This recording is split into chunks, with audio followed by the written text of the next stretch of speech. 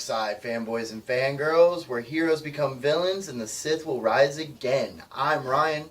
I'm Jeremy. And we are the American Guild of Justice. On to the tasty topic, dark side. Your favorite heroes have actually done horrific things. Superman's destroyed the world. I mean, multiple times. He actually started off as a bad guy, believe it or not. Captain America went full-fledged vigilante for a little while. Oh, that 80s hairdo though. Oh my god. And you know, there's still there will always be more who will go dark side temporarily. Wolverine's berserker bullshit. On to the rundown. Tonight we're going to go over Guy Gardner and Parallax, as you guys can notice, DC as always. So, I'm going to let you start off with the Parallax. Okay. Parallax is basically just an entity that was held within the battery on Oa and got loose and actually took possession of Hal for a long time and slowly seeped his way in. Well, then he went full crazy when Mongol and Cyborg Superman destroyed Coast City. 7 million people just gone. That was the craziest read ever, though, because as you're flipping through it, you can watch Hal Jordan just slowly becoming insane. And then, like, you pick up the last part of Emerald Twilight, and you see him on the cover with all of the lantern rings on his fingers, and he's just crazy. Cackling. Well, it didn't help that Mongol put all those people's dying voices in his head. Oh, that'll fuck anybody up for life. But yeah, he ends up going through, and I guess on his way to the Oa, they send the best they can to try and stop him. He basically either knocks him out or kills him, takes the rings, and then ends up killing Kilowog and snaps. Kilowog didn't deserve that, man. He fried him to the bone. Literally. Yeah. And then snapped Sinestro's neck. Well, Sinestro kind of had that one. He had that going. And I'm going to go over Guy Gardner, who actually becomes a Red Lantern in the New 52. I mean, like, if you thought it was pre-52, then you were wrong. But Guy Gardner goes dark side in the worst way possible. Red Lanterns are beings of pure rage. They lose every aspect of their own humanity. Grows a beard, long, red hair. He's pissed as hell, and it's amazing to see a Guy Gardner actually as a well-written character. I read him more as Red Lantern than I did before that. Because like he was this cocky, abusive douchebag of a Green Lantern. He could not do anything right. Kind of like Jon Stewart in the beginning. Jon Stewart ended up becoming more militant as time went on and became a better Green Lantern. Guy Gardner just became worse and worse and worse and worse than Red Lantern, and then, whoa, okay, dude. We're good here. I took over. I'm not gonna fuck with you.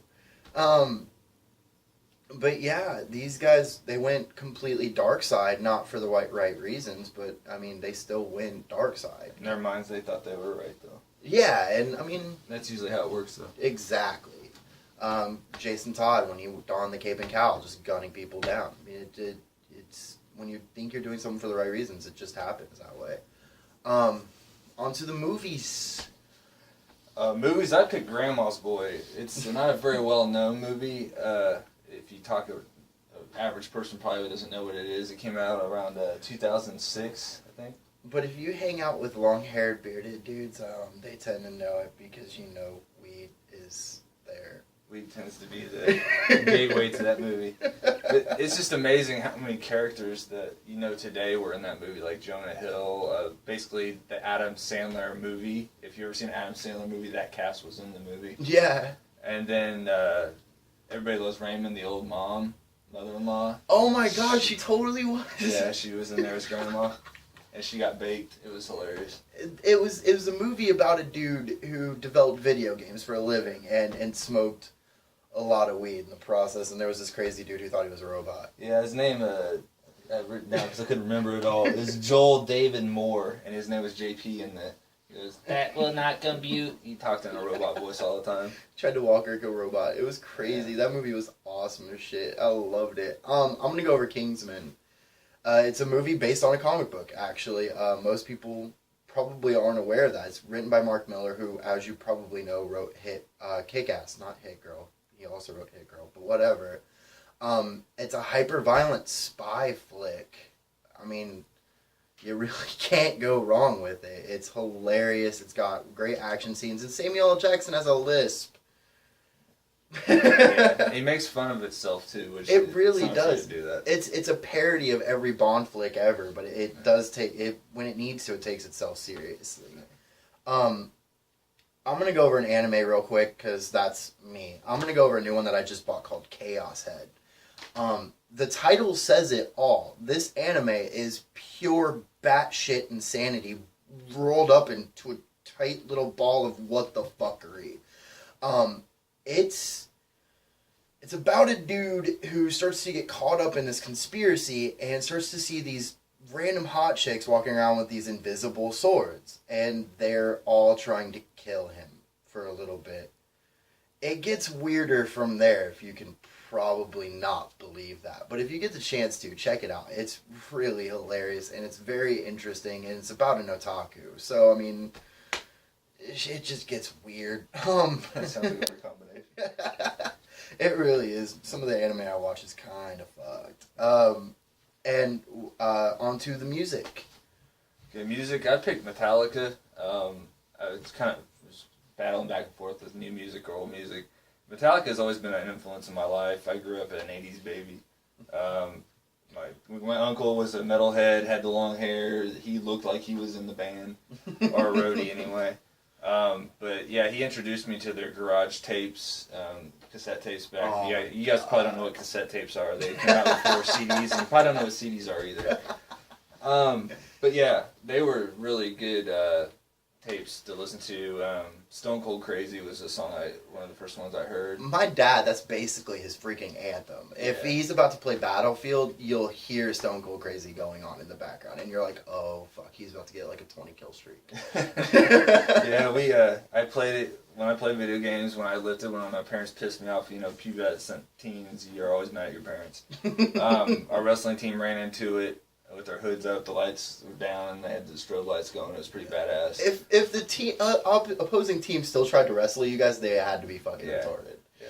It was Enter Sandman. It wasn't quite. It was off the block. Okay. But, yeah, well, but my thing is today. I mean, they have a really good video on YouTube. It's of the new versus the old Metallica, and they play like live versions, and it's completely different bands. I mean, granted, they have different bass players too now, but it's just. Well, Lars has kind of got a huge head now. He's not. He's got this mad ego. I mean, he was in Get Him to the Greek and probably thought that was the greatest thing that will ever happen to Metallica.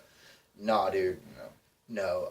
The ex-bassist for Suicidal Tendencies, if you can believe it, is the current bassist for Metallica. Yeah. Suicidal Tendencies is probably the only band in this situation that you'll hear me referencing with any degree of pride.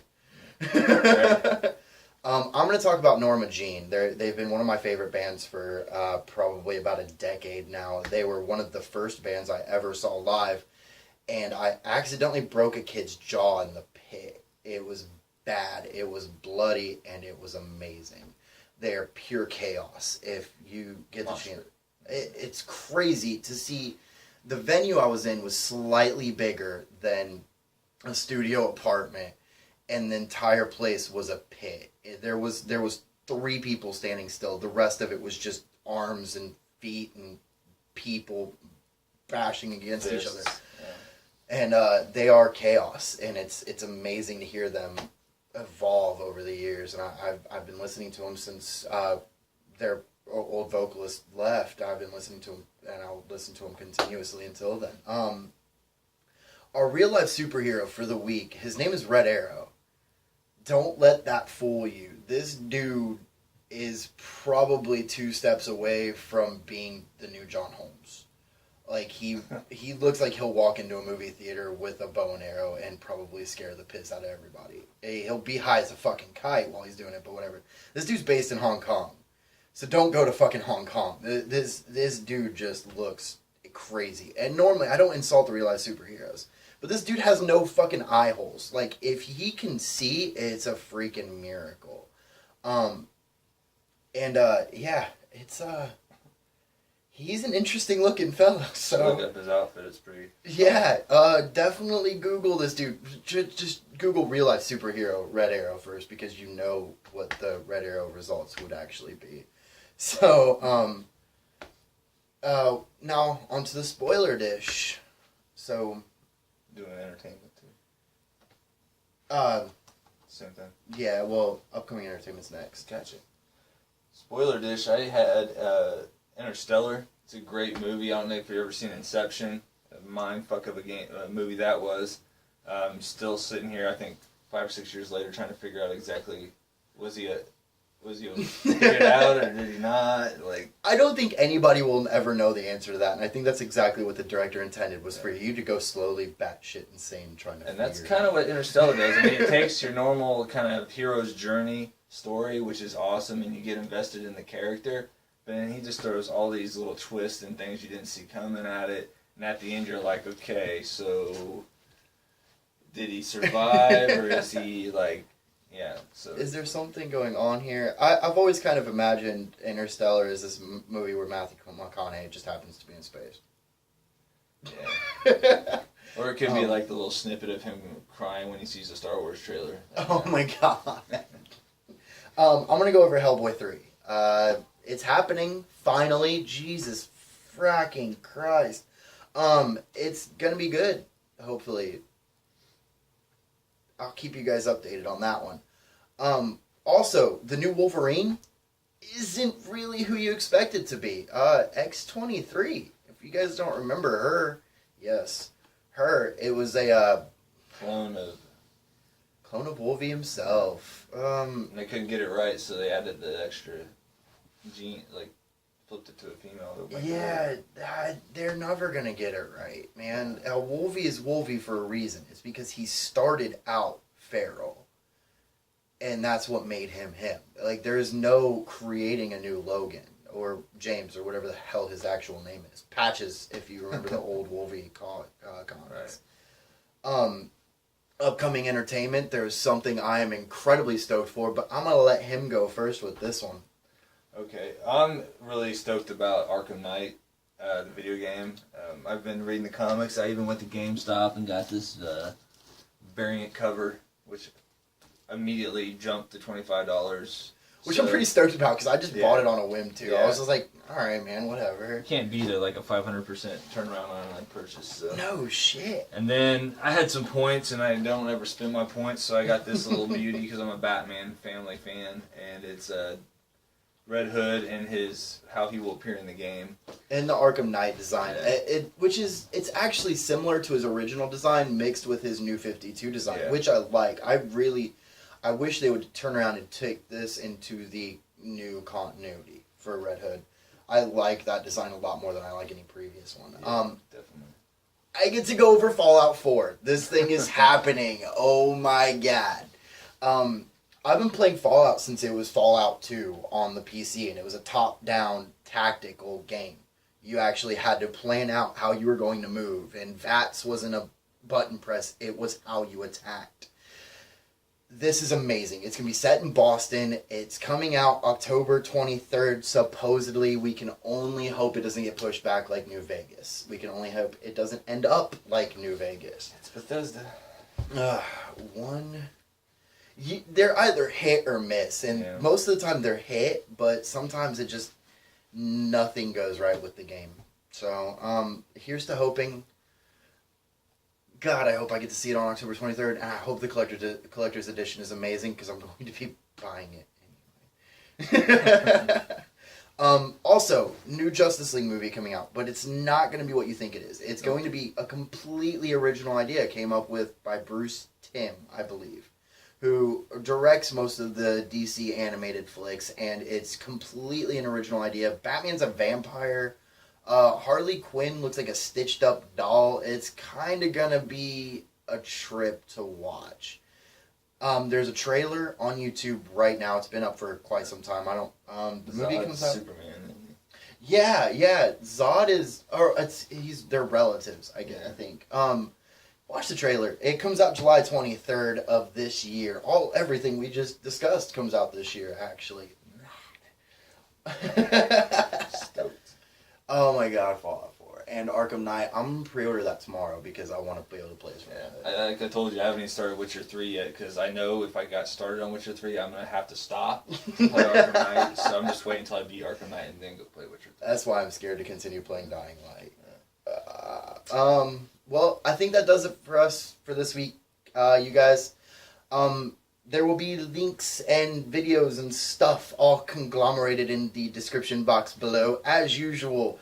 So click on all of it, and don't forget to like and subscribe, and visit our Facebook page and our Twitter page, and one day, and share the video and share the riches. And one day I'll convince Delgado to make us an Instagram account so I can post selfies all the time.